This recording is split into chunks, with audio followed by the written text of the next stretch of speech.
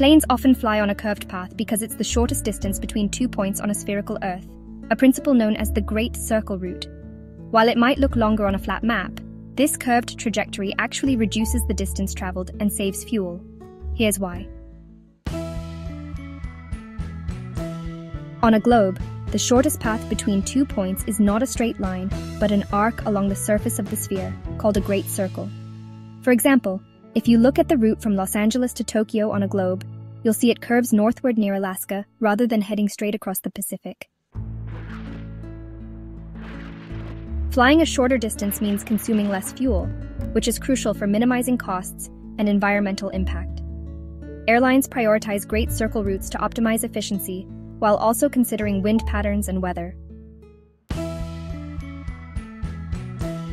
Jet streams, high-altitude winds like the jet streams, can either speed up or slow down a plane. Flight paths are adjusted to take advantage of tailwinds or avoid headwinds. Weather avoidance. Planes often curve around storms, turbulence, or areas of extreme weather to ensure safety and comfort. Airspace restrictions. Planes may curve to avoid restricted airspaces, military zones, or geopolitical areas. Traffic flow.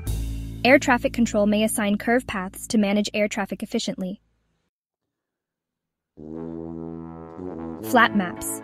Most maps distort geography due to projection methods like the Mercator projection, making great circle routes appear curved. Globes. On a globe, these routes appear straight because they accurately represent the Earth's spherical surface.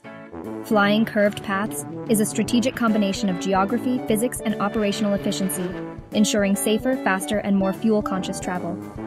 Do like and subscribe for more educational and informative videos.